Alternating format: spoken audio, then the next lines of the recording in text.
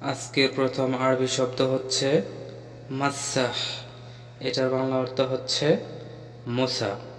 মাসাহ অর্থ মোছা। তারপরে শব্দ হচ্ছে গাসিল। এটার বাংলা অর্থ হচ্ছে দোয়া বা দৌত করা। গাসিল অর্থ দোয়া বা দৌত করা। তারপরে শব্দ হচ্ছে কার্নিস। এটার বাংলা অর্থ হচ্ছে ঝাড়ু দেওয়া। কার্নিস অর্থ ঝাড়ু দেওয়া। তারপরে শব্দ হচ্ছে মাকতাব। এটার বাংলা অর্থ হচ্ছে অফিস। মাকতাব অর্থ অফিস। তারপরে শব্দ হচ্ছে শগল। এটার বাংলা অর্থ হচ্ছে কাজ। শগল অর্থ কাজ। তারপরের আরবি শব্দ হচ্ছে মাকতাব কবির। এটার বাংলা অর্থ হচ্ছে বড় অফিস। মাকতাব কবির অর্থ বড় অফিস। তারপরে শব্দ হচ্ছে মাকতাব সাগির। এটার বাংলা অর্থ হচ্ছে ছোট অফিস। মাকতাব সাগির অর্থ ছোট অফিস। তারপরে শব্দ হচ্ছে শুগল মাকতাব।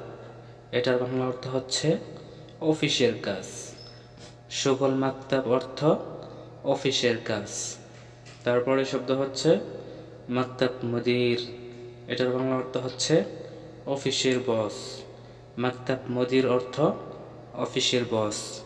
তারপরে শব্দ হচ্ছে হাগ্গে মাকতাব। এটার বাংলা অর্থ হচ্ছে আমার অফিস। হাগ্গে মাকতাব অর্থ আমার অফিস। তারপরের আরবি শব্দ হচ্ছে মাকতাব সাক্কার। এটার বাংলা অর্থ হচ্ছে অফিস বন্ধ। মাকতাব সাক্কার অর্থ অফিস বন্ধ।